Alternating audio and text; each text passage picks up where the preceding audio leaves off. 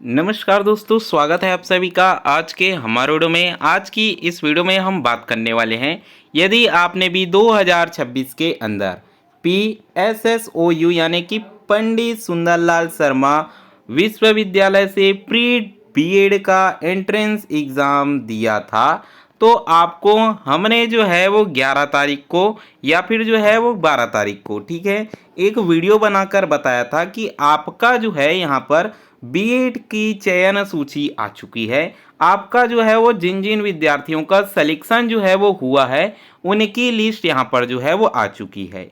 और ठीक इसके बाद आपको ये बताया था कि यहाँ पर जो है वो एडमिशन के लिए दिशा निर्देश भी जारी जो है वो कर दिए गए हैं। ऐसे में बहुत सारे स्टूडेंट का उस वीडियो पे यहाँ पर कमेंट आया, क्योंकि मैंने जैसे ही नोटिफिकेशन दिया स्टूडेंट आकर यहाँ पर जो है वो चेक करने लगे। और चेक करने लगे तो यहाँ पर जो है वो आप देखोगे कि 10 तारीख को उस वीडियो में मैंने जो है वो आपको 3 नोटिफिकेशन दिखाया था। एक तो आपका ये हो गया, दूसरा आपका सिलेक्शन लिस्ट यानी कि चयन सूची हो गया, और आपका तीसरा हो गया एडमिशन के लिए दिशा निर्देश। 3 नोटिफिकेशन हमें जो है वो देखने को मिले थे। लेकिन अभी की डेट पर आज अगर आप विजिट करते हो तो 10 तारीख को केवल एक नोटिफिकेशन देखने को हमें मिल रहा है कि प्री बीएड 2026 रैंक वाइज अंतिम मेरिट सूची। तो ऐसा आखिर क्यों हो रहा है? वो दोनों नोटिफिकेशन या फिर सिलेक्शन लिस्ट और आपका जो है वो एडमिशन के लिए दिशा निर्देश यहाँ से क्यों रिमूव जो है वो कर दिया गया है, ऐसा स्टूडेंट का यहाँ पर जो है वो सवाल है। तो चलिए आज की इस वीडियो में हम स्टूडेंट की उस डाउट को यहाँ पर पूरी तरह से क्लियर जो है वो करने वाले हैं। क्या कुछ हुआ, क्यों उसे रिमूव किया गया और कब तक हमें जो है वो देखने को मिलने वाला है, आज की इस वीडियो में हम टोटली बात जो है वो करेंगे।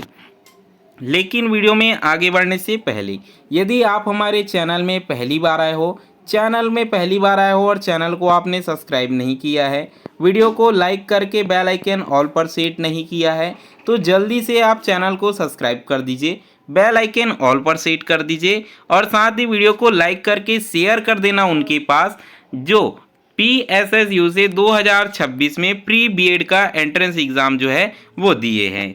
तो चलिए वीडियो में हम फाइनली जो है यहाँ पर आगे बढ़ते हैं। तो सबसे पहले आप देखिए कि यहाँ पर मैं जो है वो इसे रिफ्रेश करता हूँ ताकि आप जो है वो अच्छे से देख पाए। ठीक है, मैंने जो है वो रिफ्रेश कर दिया है। रिफ्रेश करने के बाद यदि हम जो है वो नोटिफिकेशन में यहाँ पर जो है वो आते हैं तो हमें जो है यहाँ पर 10 तारीख के लिए एक ही नोटिफिकेशन देखने को मिल रहा है। ये तो आपका जो है वो नोटिफिकेशन पैनल है। हम अभी जो है वो मुख्य वेबसाइट में जाकर भी आपको एक बार चेक जो है वो करा देते हैं, जिसके बाद हम बात करेंगे कि आखिर उस नोटिफिकेशन को गायब क्यों कर दिया गया, आखिर यहाँ पर उस नोटिफिकेशन का क्या हुआ। ठीक है, तो ये आपकी मेन वेबसाइट आ चुकी है। अगर इसमें आते हो तो आपको जो है यहाँ पर क्लिक करना होगा व्यू मोर पर क्लिक करोगे तो यहाँ पर आपका जो है वो पूरा नोटिफिकेशन आपको देखने को मिल जाएगा। और ये रही आपका 10 तारीख का नोटिफिकेशन। ठीक है, ये आपका 10 तारीख का नोटिफिकेशन आप देख लीजिए कि आपका एक ही नोटिफिकेशन देखने को मिल रहा है। ठीक है, जिसमें अगर आप देखते हो तो आपकी मेरिट सूची यहाँ पर जो है वो दिख जाएगी, जो कि आपके रोल नंबर के अकॉर्डिंग बनाया गया है कि आपका कितना रोल नंबर है, ये देख लेना। रोल नंबर मिला के अपना नंबर जो है वो चेक यहाँ पर कर लेना। ठीक है, ये तो आप इतना जो है वो कर सकते हो। ठीक है, चेक कर सकते हो। लेकिन अब मेन बात यह है कि सिलेक्शन लिस्ट आपकी जारी कर दी गई थी, तो उसे आखिर यहाँ से रिमूव जो है वो क्यों कर दिया गया। तो यहाँ पर समझिए, ऐसा हमने जो है वो सुनने में आया है। ठीक है, जैसे ही सिलेक्शन लिस्ट जारी किया गया, ठीक है, जारी हुआ तो काफ़ी मात्रा में स्टूडेंट ने यहाँ पर जो है अपना, ठीक है, नाम चेक किया। नाम चेक करने के बाद, ठीक है, ऐसा सुनने में आया है कि नाम चेक करने के बाद यहाँ पर जो है वो कुछ स्टूडेंट, ठीक है, कुछ स्टूडेंट गए थे यूनिवर्सिटी। कौन सी यूनिवर्सिटी भाई? पंडित सुंदरलाल शर्मा यूनिवर्सिटी। हो सकता है कि आपका सिलेक्शन लिस्ट में, ठीक है, सुनने में आया है, खाली मैं आपको जो है वो बता रहा हूँ कि उन स्टूडेंट का ज़्यादा मार्क्स था। मान लेते हैं, एग्जाम्पल समझते हैं कि आपका जो है वो 85 मार्क्स था।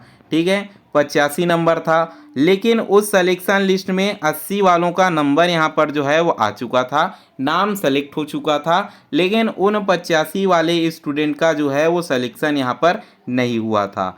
तो इस तरह उन्होंने जो है वो उस लिस्ट पर जो कि आपका जारी हुआ था, उस लिस्ट पर दावापत्ती हम बोल सकते हैं, या फिर बोले कि डायरेक्ट ऑफिस में जाकर जो है वो कंप्लेन उन्होंने किया है। तो कंप्लेन करने के बाद आज ज़रूरी है कि आपका जो है वो फिर से जांच होगा ही होगा, क्योंकि यहाँ पर इतने सारे स्टूडेंट होते हैं, तो मैनुअली तो कोई भी चीज़ आज के डेट में होता नहीं है। सारा काम आपका जो है वो एक्सेल और पावर पॉइंट से होता है। तो यहाँ पर जो है वो गड़बड़ियाँ हो गई होगी, तो उसी गड़बड़ी को ठीक किया जो है वो जाएगा। ठीक है, जांच होगा, जांच करने के बाद जो है वो ठीक किया जाएगा। अब ठीक करने के लिए, ठीक है, जो लिस्ट आ गई थी उसे सबसे पहले जो है वो रिमूव किया गया है। क्या किया गया है भाई? रिमूव किया गया है, हटाया गया है। अब जो है वो आपका एक बारी से अच्छे से यहाँ पर जो है वो जांच किया जाएगा कि सही में स्टूडेंट ने जो कंप्लेन किया है वो सही है कि नहीं है, उनके ज़्यादा मार्क्स आए हैं कि नहीं आए हैं, साथ ही साथ जिन स्टूडेंट के कम मार्क्स हैं उनका सिलेक्शन सही में हुआ है कि नहीं हुआ है। ये सारी चीज़ें जांच कर लेने के बाद फिर से एक बार न्यू सिरे से, ठीक है, नए सिरे से यहाँ पर जो है वो आपका सिलेक्शन लिस्ट जो है वो बनाया जाएगा। अब सिलेक्शन लिस्ट बनाया जाएगा तो उसे फिर से जो है यहाँ पर वेबसाइट में अपलोड जो है वो करना होगा। अपलोड करने के बाद यहाँ पर जो है वो उसे पब्लिक करा जाएगा, जिसे आप जो है वो नया या फिर हम बोलें कि रिवाइज सिलेक्शन लिस्ट के रूप में यहाँ पर जो है वो देखा जाएगा। क्योंकि हम बाकी यहाँ पर यूनिवर्सिटीज़ में भी देखते हैं कई बार जो है वो SCRT तो खुद सबसे पहले जो है वो दावापत्ती लिस्ट जारी करता है, जिसके बाद जो है वो दावापत्ती होता है, उसके बाद फाइनल लिस्ट जारी करता है।